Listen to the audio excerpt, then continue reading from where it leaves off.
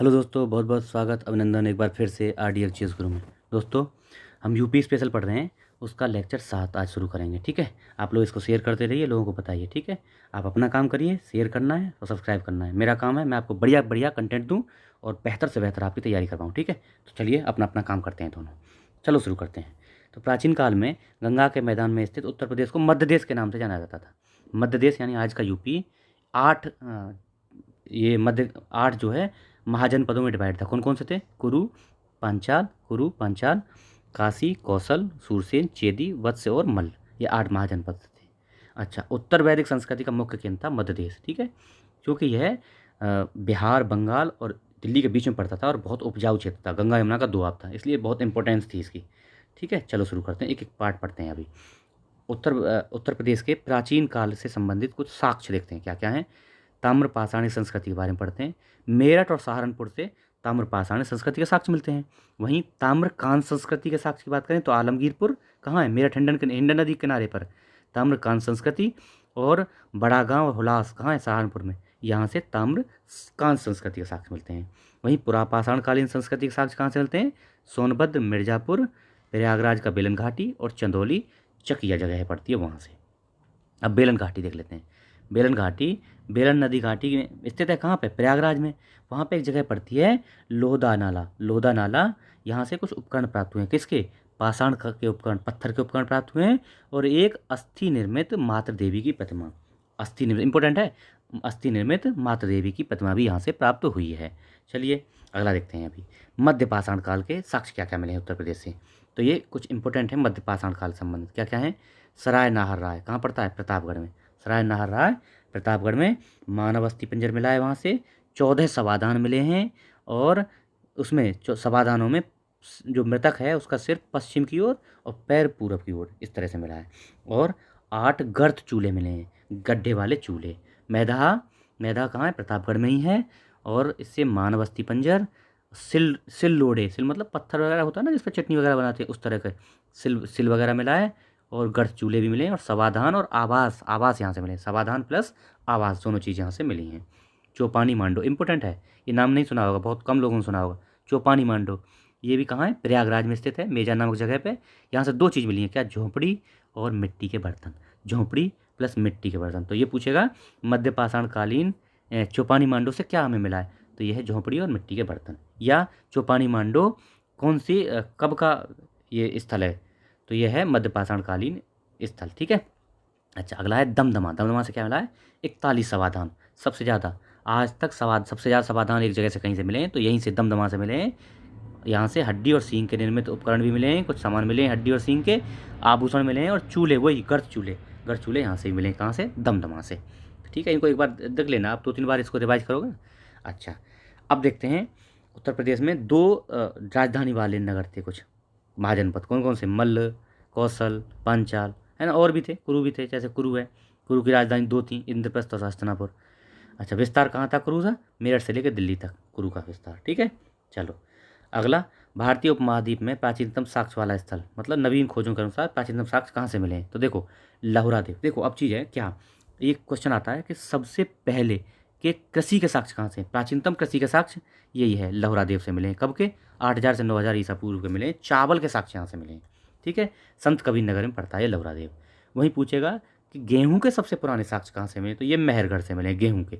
पाकिस्तान बलूचिस्तान में पड़ता है और 7000 ईसा पूर्व पे यहाँ गेहूं के साक्ष्य मिले हैं। पूछेगा चावल के सबसे पुराने साक्ष्य, चावल के प्राचीनतम साक्ष्य कहाँ से मिले हैं? ये मिले हैं कोलडीबा। कब के? 6500 ईसा पूर्व में चावल की भूसी के साक्ष्य यहाँ से मिले हैं। कहाँ पड़ता है कोलडीबा? प्रयागराज में पड़ता है। जो चीज़ क्लियर हो गई। चलो अगला देखते हैं। आलमगीरपुर के बारे में कुछ फैक्ट देखते हैं। हड़प्पा कालीन वस्तुएं यहाँ से मिली हैं, इसमें आलमगीरपुर में। और कपास उपजाने के साक्ष्य भी आलमगीरपुर से मिले हैं। अब देखो 8 जो महाजनपद थे ना, 16 कुल महाजनपद, उनमें से 8 महाजनपद यूपी वाले कौन कौन से हैं? कुरु, पंचाल, काशी, कौशल, सूरसेन, चेदी, वत्स, मल्ल। कुरु, पंचाल, काशी, वो कौशल, सूरसेन, चेदी, वत्स और मल्ल। अब क्वेश्चन आएगा इनमें से कौन महाजनपद उत्तर प्रदेश में नहीं था, उत्तर प्रदेश का नहीं था? तो इनमें से 3 डाल देगा, एक कहीं बाहर का डाल देगा। ठीक है, अब जैसे मगध डाल देगा, अंग डाल देगा, इस तरह से। ये है था ही नहीं यूपी में, तो इस तरह से आपको देख लेना है एक बार इनको। अब देखो कौशल के बारे में पढ़ते हैं। कौशल महाजनपद, अब स्थिति कहाँ थी? अवध क्षेत्र। उल्लेख किसमें? शतपथ ब्राह्मण में इसका उल्लेख है, अवध इसका कौशल का। और राजधानी कहाँ थी?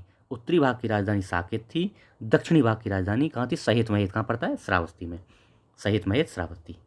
अगला देखते हैं मल्ल देश, मल्ल महाजनपद, क्षेत्र कहाँ पड़ता है? देवरिया, देवरिया गोरखपुर का एरिया होगा मल्ल का। और राजधानी कहाँ थी? कुशीनगर, यानी कसिया और पावा पडरौना और कुशीनगर। कुशीनगर को कसिया भी बोलते हैं, कुशीनगर, कसिया, पावा को पडरौना, दोनों नाम हैं इसके, दो नाम हैं, ठीक है। अगला पांचाल, पांचाल कहाँ पड़ता है? बदायूं बरेली फर्रुखाबाद वाला क्षेत्र पड़ गया। राजधानी कहाँ थी? उत्तरी भाग की अहिछत्र, दो राजधानी, अहिछत्र, और दक्षिणी भाग की काम्पिल्य। अच्छा, अब देखते हैं वत्स, वत्स कहाँ क्षेत्र है? प्रयागराज के आसपास का, इलाहाबाद के आसपास का क्षेत्र हो गया। राजधानी कोसम, वर्तमान कौशाम्बी, वत्स की राजधानी। सूरसेन को कौन नहीं जानता? सूरसेन सब जानते हैं। क्षेत्र का था मथुरा के आसपास का, राजधानी मथुरा, ठीक है जी। अब कुछ महत्वपूर्ण तथ्य किसके बारे में? बुद्ध के बारे में। कई हैं, इंपॉर्टेंट तथ्य हैं। बुद्ध का जन्म, ज्ञान प्राप्ति और महापरिनिर्वाण तीनों कब हुए? बैसाख पूर्णिमा के दिन हुए, ठीक है, ये इंपॉर्टेंट फैक्ट है। बुद्ध ने सर्वाधिक समय अपना कहाँ बिताया? कौशल देश में, कौशल में। चेदी महाजनपद की राजधानी कहाँ थी? सुत्यवती या सुक्तिवती, दो नाम थे, बांदा के समीप स्थित है, बांदा, बांदा डिस्ट्रिक्ट है ना नीचे में, इसमें काशी हमीरपुर बांदा उस साइड में है ना, बुंदेलखंड क्षेत्र में। पुष्यमित्र द्वारा दिए गए 2 अश्वमेध, पुष्यमित्र ने 2 अश्वमेध यज्ञ किए, उनका अब कहाँ से साक्ष्य मिलता है?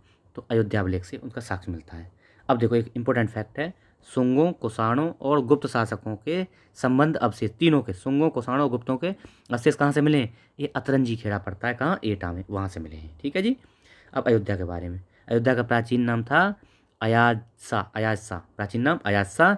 अशोक द्वारा एक स्तूप निर्माण भी कराया गया, कहाँ पे? अयोध्या में। और यहीं पे आदिनाथ सहित 5 जैन तीर्थंकरों की क्या है? जन्मभूमि, कहाँ पे?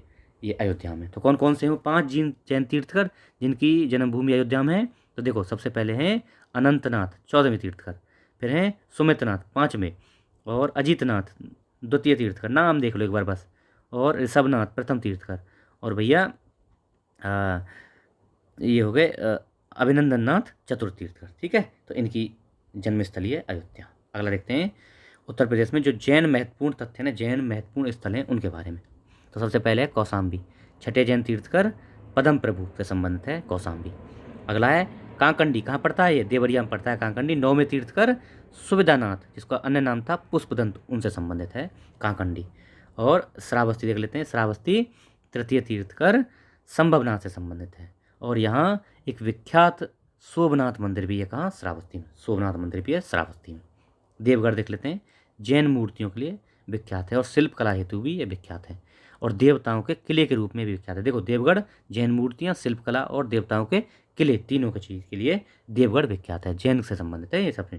महोबा, एक चीज़ देख रहे हैं, 24 तीर्थकर, 24 जो तीर्थकर हुए हैं जैनों के, उनसे संबंधित प्रतिमाओं के लिए गोखर पहाड़ कहाँ पड़ता है? महोबा में, महोबा पड़ता है बुंदेलखंड क्षेत्र में, महोबा में गोखर पहाड़ है, जो जहाँ 24 तीर्थकरों के संबंधित प्रतिमाएं प्राप्त हैं, उनके लिए विख्यात है।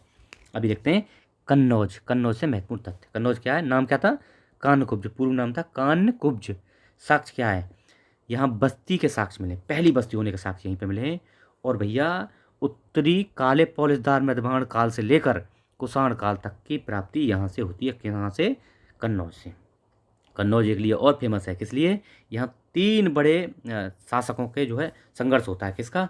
गुर्जर प्रतिहार, राष्ट्रकूटों और पालों का। पाल बंगाल वाले, राष्ट्रकूट नीचे से हो गए, गुर्जर प्रतिहार वेस्ट वाले हो गए। तो इन तीनों ने यहाँ के लिए लड़ाई लड़ी है कन्नौज के लिए, जिसमें गुर्जर प्रतिहार विजयी होते हैं और वही सबसे लंबे समय तक इस पर शासन करते हैं। कौन? गुर्जर प्रतिहार। सब पूछे हुए क्वेश्चन है, समझ लेना आप, ऐसे समझते रहना, जो जो बोल रहा हूँ उसको ध्यान देते रहना बस। अच्छा, अगला देखिए कपिलवस्तु के बारे में पढ़ते हैं। कपिलवस्तु शाक्य गणराज की राजधानी थी। कपिलवस्तु नामकरण क्यों हुआ? कपिल ऋषि का यहाँ निवास स्थान था, इसलिए इसका नामकरण कपिलवस्तु रखा गया। अगला देखते हैं काशी, काशी उल्लेख कहाँ है? ऋग्वेद में, काशी का उल्लेख ऋग्वेद में मिलता है, और इसकी स्थापना की थी दिवोदास ने, दिवोदास ने इसकी स्थापना की, ये हमको महाभारत से जानकारी मिलती है। राजधानी कहाँ थी? वाराणसी थी। चलो अशोक के अभिलेख, अशोक के अभिलेख देख लेते हैं। देखो लघु शिलालेख कहाँ पे? अहरौरा, मिर्जापुर, अहरौरा मिर्जापुर में लघु शिलालेख। लघु स्तंभलेख कहाँ मिला? सारनाथ और कौशाम्बी में लघु स्तंभलेख मिले हैं। और राजकीय घोषणा, राजकीय घोषणा कहाँ की? लघु स्तंभलेख, यही है ना, सारनाथ कौशाम्बी लघु स्तंभलेख हैं, इन सब में ही राजकीय घोषणा की गई है। एक चीज़ और, महामात्रों को संघ भेद रोकने के आदेश कहाँ जारी किए? सांची एवं सारनाथ के लघु स्तंभ में। महामात्र जो थे वो अपने जो है राज्य का भेद न दे दें, किसी को भेद को रोकने के लिए, ये भेद न दे दें, अपनी जो सीक्रेसी है उसको लीक न कर दें, इन सब के लिए सांची और सारनाथ में लघु स्तंभ में आदेश जारी किए गए थे। अगला, रानी का अभिलेख। रानी का अभिलेख कहाँ है? अशोक की रानी करुआ की, अशोक की रानी करुआ की द्वारा दान दिए जाने का उल्लेख कहाँ? रानी का अभिलेख में मिलता है। रानू का अभिलेख में करुआकी के दान दिए जाने का उल्लेख मिलता है। अब देखते हैं हर्षवर्धन, हर्षवर्धन के बारे में। प्रमुख आयोजन किस चीज़ का? महामोक्ष परिषद का। हर प्रत्येक 5 साल में महामोक्ष परिषद का आयोजन करता था कौन? यही हर्षवर्धन। अच्छा, इसके लेख के बारे में देखो, ताम्रदान पत्र लेख है इसका, कहाँ से मिला है? वो बांसखेड़ा से प्राप्त हुआ है, और वो ब्राह्मी और संस्कृति दोनों में लिखा हुआ, ब्राह्मी और संस्कृति में लिखा हुआ है। ताम्रपाद दान लेख बांसखेड़ा से मिला है। इसी ताम्रपाद दान लेख में इसकी प्रमुख बातें क्या हैं? हर्ष के हस्ताक्षर अनुकृत एक अनुलिपि मिली है, मतलब इसके इसी पर हर्ष के हस्ताक्षर उत्कीर्ण हैं, इसी इसी लेख पर, ठीक है, इसलिए ये महत्वपूर्ण है। श्रावस्ती देख लेते हैं। श्रावस्ती के बारे में प्रमुख तथ्य देखते हैं। व्यापारिक केंद्र था किसका? उत्तरापथ, उत्तरापथ, दक्षिणापथ और मध्यपथ, इन तीनों का व्यापारिक केंद्र था कौन? श्रावस्ती। अभिलेख क्या? कनिष्क के 2 अभिलेख यहाँ से मिले हैं। किससे? श्रावस्ती से 2 अभिलेख। किसके? कनिष्क के।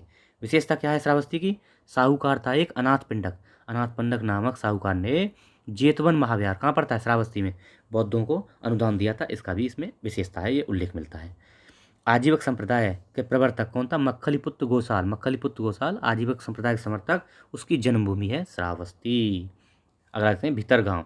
भीतरगांव मंदिर कहाँ पे है? कानपुर में है। किस लिए विख्यात है? ईंटों से निर्मित है, ईंटों से निर्मित प्रथम मंदिर है, इसलिए विख्यात है। कब का है? गुप्तकालीन है भीतरगांव मंदिर। इसकी विशेषता क्या है? शिखर का होना, इस पर शिखर है और ऊंचा चबूतरा है और छत पिरामिड आकार है, इसकी ये विशेषता है। चलो अगला देखते हैं सारनाथ। सारनाथ के बारे में देख लेते हैं।